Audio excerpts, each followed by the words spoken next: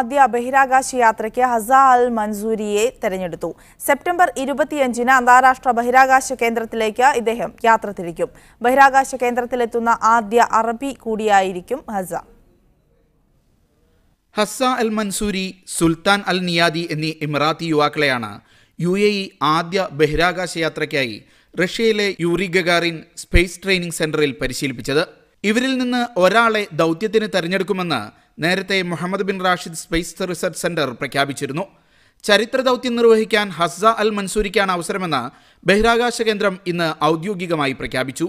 September 25-ന് പുറപ്പെടുന്ന Hazza 8 ദിവസമാണ് ബഹിരാകാശ കേന്ദ്രത്തിലുണ്ടാവുക.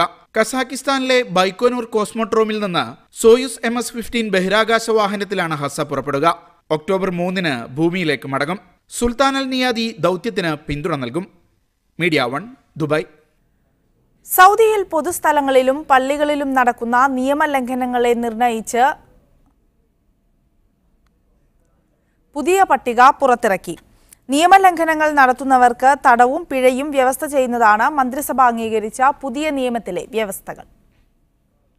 പൊതുസ്ഥലങ്ങളിൽ നടക്കുന്ന 17 നിയമലംഘനങ്ങളും പള്ളികൾ കേന്ദ്രീകരിച്ച് നടക്കുന്ന 6 നിയമലംഘനങ്ങളുടെയും പട്ടികയാണ് മന്ത്രാലയം പുറത്തിറക്കിയത്.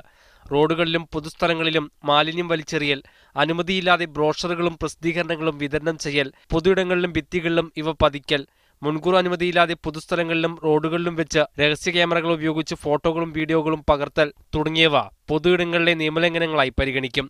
പള്ളികൾ കേന്ദ്രീകരിച്ചുള്ള യാചകവൃത്തി, സംഭാവന ശേഖരണം, ശൗചാലയങ്ങൾ വികൃതമാക്കലും അവയുടെ ദുരുപയോഗവും എന്നിവ പള്ളികൾ കേന്ദ്രീകരിച്ചുള്ള നിയമലംഘനങ്ങളായും കണക്കാക്കപ്പെടും.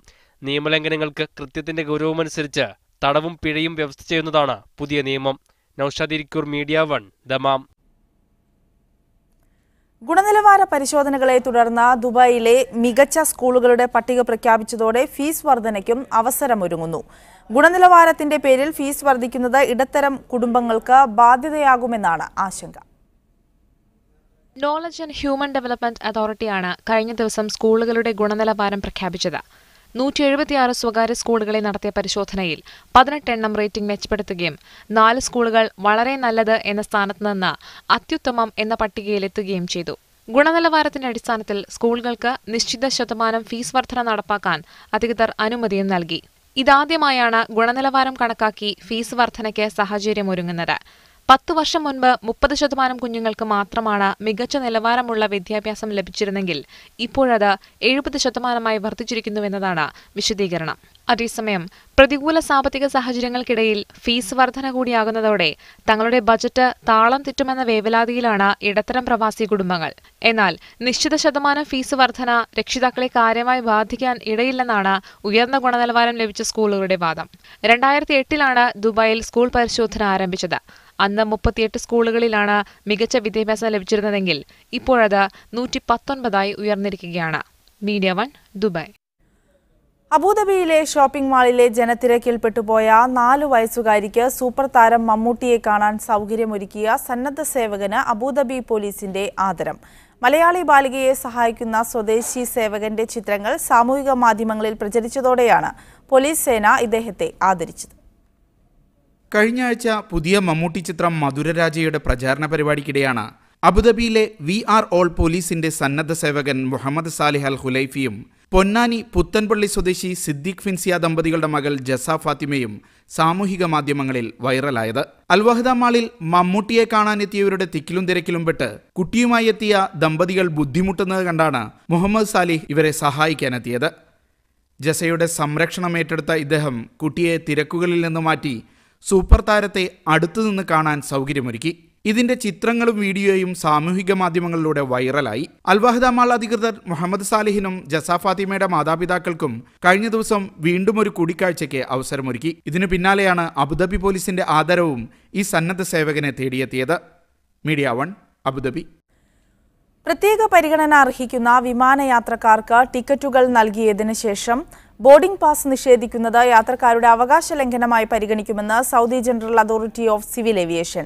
ഇത്തരം ഘട്ടങ്ങളിൽ ടിക്കറ്റിന്റെ 200% വരെ തുക നഷ്ടപരിഹാരമായി ലഭിക്കാൻ യാത്രക്കാരന് അവകാശമുണ്ടെന്നും ഏവിയേഷൻ അതോറിറ്റി വ്യക്തമാക്കി. ഉപഭോക്താക്കളുടെ അവകാശ സംരക്ഷണത്തിന്റെ ഭാഗമായി general authority of civil aviation വിഭാഗം നടപ്പിലാക്കുന്ന നടപടികളുടെ ഭാഗമാണ് പുതിയ നിർദ്ദേശം. യാത്രാ ടിക്കറ്റ് നൽകിയതിനു ശേഷം യാത്രക്കാരനുണ്ടാകുന്ന പ്രത്യേക ആവശ്യങ്ങൾ കൂടി വിമാന കമ്പനികൾ പരിഗണിക്കണം. അവ പൂർത്തീകരിക്കുന്നതിനാവശ്യമായ സൗകര്യങ്ങൾ വിമാന കമ്പനികൾ ഒരുക്കിക്കൊടുക്കണമെന്നും ഏവിയേഷൻ അതോറിറ്റി വ്യക്തമാക്കി. ഇത്തരം ആവശ്യങ്ങളുടെ പേരിൽ യാത്രക്കാരന് ബോർഡിംഗ് പാസ് നിഷേധിക്കാൻ പാടില്ല. ഇതിന്റെ പേരിൽ യാത്ര നിഷേധിക്കുന്ന സാഹചര്യമുണ്ടായാൽ ടിക്കറ്റിന്റെ 200 ഇരട്ടി തുക നഷ്ടപരിഹാരമായി ലഭിക്കാൻ യാത്രക്കാരന് അവകാശമുണ്ടെന്നും അതോറിറ്റി നിർദ്ദേശിച്ചു.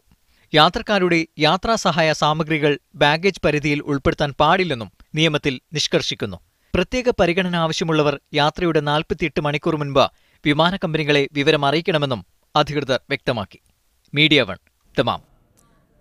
കുവൈത്തിൽ യൂത്ത് ഇന്ത്യ സംഘടിപ്പിച്ച തൊഴിൽ മേള ഉദ്യോഗാർത്ഥികളുടെ പങ്കാളിത്തം കൊണ്ട് ശ്രദ്ധേയമായി. ഷോർട്ട് ലിസ്റ്റ് ചെയ്യപ്പെട്ട 1000-ഓളം ഉദ്യോഗാർത്ഥികൾക്ക് വിവിധ കമ്പനി പ്രതിനിധികളുമായി നേരിട്ടുള്ള കൂടിക്കാഴ്ചയ്ക്ക് ജോബ് ഫെയർ അവസരമൊരുക്കി. മംഗഫ് നജാത്ത് സ്കൂളിൽ കാലത്ത് 8:30 ആരംഭിച്ച തൊഴിൽമേള വൈകിട്ട് 6 മണിവരെ നീണ്ടു. യൂത്ത് ഇന്ത്യ വെബ്സൈറ്റിൽ രജിസ്റ്റർ ചെയ്ത 2000-ലേറെ പേർ മേളയിൽ പങ്കെടുത്തു. 2000-ഓളം രജിസ്ട്രേഷൻ നമുക്കിതിന് വന്നിരുന്നു. അപ്പോൾ ആ രജിസ്ട്രേഷന് വെച്ചിട്ട് നമുക്ക് അവൈലബിൾ ആയിട്ടുള്ള വേക്കൻസീസിന് നമ്മൾ എന്ത് ചെയ്തു, ഷോർട്ട് ലിസ്റ്റ് ചെയ്യുകയും അങ്ങനെ കാൻഡിഡേറ്റ്സിനെ വിളിക്കുകയാണ് ചെയ്തത്. 1000-ഓളം ആളുകൾ രാവിലെ തന്നെ നമുക്കൊരു 8 മണി 9 മണിക്കുള്ളിൽ ആളുകളുടെ എത്തിയിരുന്നു. തെരഞ്ഞെടുക്കപ്പെട്ട 1000-ഓളം ഉദ്യോഗാർത്ഥികൾ KDD, Fawas, Malabar Gold, Go City, City Bus, Talent Hunt, Global HR Solutions, Red Tag, ആൻഡൽ തുടങ്ങിയ കമ്പനികളുടെ പ്രതിനിധികളുമായി നേരിട്ടുള്ള ഇന്റർവ്യൂ പൂർത്തീകരിച്ചു. മേളയുടെ ഭാഗമായി ഒരുക്കിയ CV clinic, career guidance, mock interview, career seminar എന്നിവ തൊഴിലന്വേഷകർക്ക് ഏറെ പ്രയോജനകരമായി. ഇത്രയും കാൻഡിഡേറ്റ്സ് ഉണ്ടാവുമെന്ന് വിചാരിച്ചില്ല. ഇവിടെ വന്നപ്പോഴാണ് ഇത്രയും വലിയൊരു ജോബ് ഫെയർ നടക്കുന്നതെന്ന് മനസ്സിലായത്.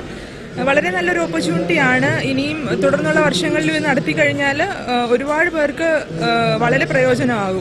യൂത്ത് ഇന്ത്യ ഭാരവാഹികളായ മഹനാസ് മുസ്തഫ, ഷഫീർ അബൂബക്കർ, നിയാസ് തുടങ്ങിയവർ തൊഴിൽമേളക്ക് നേതൃത്വം നൽകി. Media 1 Kuwait city. ലോകത്തെ പ്രമുഖ കലാസംഘടനകൾ പങ്കാളിത്തം വഹിച്ച അബുദാബി സാംസ്കാരിക സമ്മേളനത്തിന് അബുദാബി മനാറത്ത് അൽ സാദിയാത്തിൽ പരിസമാപ്തി. സമാപന ചടങ്ങിന് സാക്ഷികളാകാൻ ഒട്ടേറെ പ്രമുഖരും എത്തിയിരുന്നു. UNESCO, Royal Academy of Arts, Guggenheim museum എന്നിവയുടെ പ്രതിനിധികളും സമാപന ചടങ്ങിൽ സംബന്ധിച്ചു. ജനങ്ങൾക്ക് സംവദിക്കുന്നതിനും പരസ്പര ബന്ധം സൃഷ്ടിക്കുന്നതിനും സാംസ്കാരിക സമ്മേളനം ഏറെ ഉപകരിച്ചതായി സംഘാടകർ വ്യക്തമാക്കി. വരും വർഷങ്ങളിൽ കൂടുതൽ വിപുലമായ തോതിൽ സാംസ്കാരിക സമ്മേളനം ഒരുക്കുമെന്ന് അബുദാബി വിനോദസഞ്ചാര സാംസ്കാരിക അതോറിറ്റി ചെയർമാൻ മുഹമ്മദ് ഖലീഫ അൽ മുബാറക് അഭിപ്രായപ്പെട്ടു. ലോകോത്തര കലാകാരന്മാർ അവതരിപ്പിച്ച സംഗീതമേളയും മറ്റു പരിപാടികളും നിറഞ്ഞ സദസ്സ് ആഹ്ലാദത്തോടെയാണ് സ്വീകരിച്ചത്. സാങ്കേതിക വിദ്യയുടെ കാലത്ത് മാധ്യമങ്ങൾ എങ്ങനെ അതിജീവിക്കും, പ്രതിസന്ധികളിൽ പൈതൃകം എങ്ങനെയാണ് മുൻഗണനയാകുന്നത് തുടങ്ങി വിഷയങ്ങളിൽ സാംസ്കാരിക സമ്മേളനത്തിന്റെ ഭാഗമായി പാനൽ ചർച്ചകളും നടന്നിരുന്നു. Media 1 Abu Dhabi. OICC Kuwait Idukki ജില്ലാ കമ്മിറ്റിയുടെ തെരഞ്ഞെടുപ്പ് convention national committee vice president Chacko George Kutty ഉദ്ഘാടനം ചെയ്തു.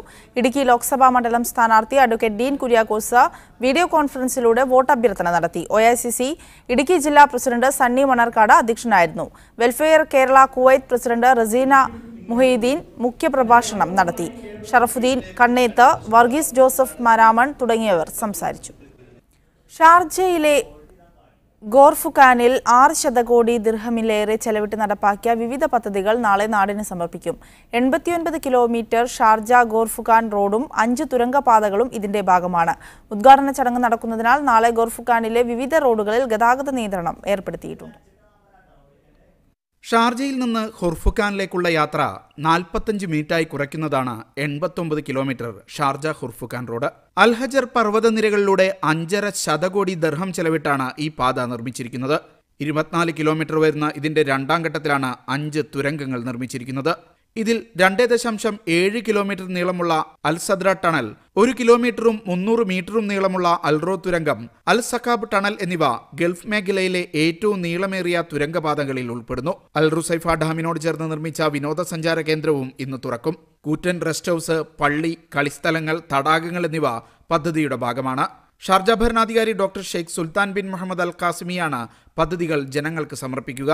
ഗതാഗത നിയന്ത്രണത്തിന്റെ ഭാഗമായി ഗോർഫുഖാൻ കോർണിഷ് റോഡ് ഉച്ചയ്ക്ക് 2 മുതൽ രാത്രി 10 വരെ താൽക്കാലികമായി അടയ്ക്കും. വെസ്റ്റേൺ റിംഗ് റോഡ് വൈകുന്നേരം 3 മുതൽ 7 വരെയും ഈസ്റ്റേൺ റിംഗ് റോഡ് 4 മുതൽ 7 വരെയും അടച്ചിടും. Media 1 Sharjah.